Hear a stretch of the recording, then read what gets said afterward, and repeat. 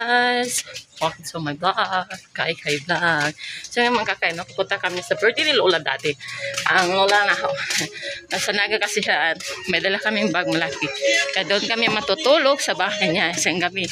Para kami hindi uuwi. Isang buwan na. Kaya kompleto dito kasi. Ayun, umulan kasi mga kakay, no, my gosh, wrong timing talaga. Yes guys, para kami travel, no, malaki yung bag na dala.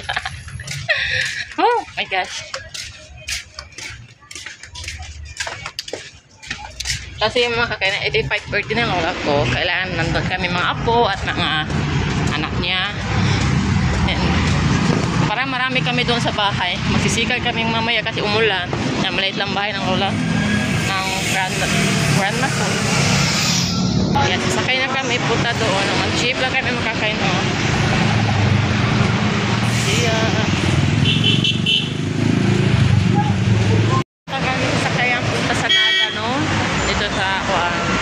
Mag-jeep kami makakay ko, aming kuhan, Dibidato. Kasi yan, dito namin sa jeep, magsakay namin, oh. Patungo sa Naga. Mag-sharon namin dito.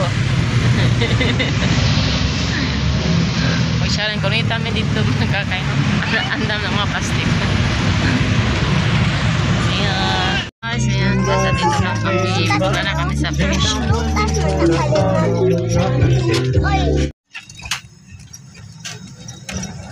Guys, nandito na kami sa loob sa subdivision. Kana kami doon ang bahay. Lola, daddy.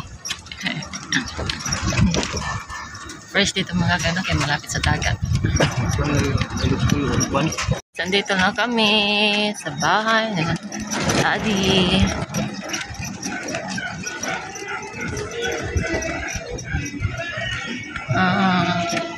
Hello mga kakay, yun, nandito na kami sa bahay ni Lola Daddy.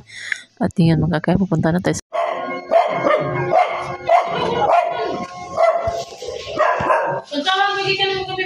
Hi la! Happy birthday la! Wala ang handa ni ang birthday ni Lola, no? Ito lang at wala pa yung lechon mga kakay. May din ang kakari at pansit at humba. Ang katapos na kumain mga kakay, yan, nag-supplings ng tungab na. Ang uba naman dyan, nag-sharo na dyan ang uban. Ang uban, nangantan na, naglingaw-lingaw na.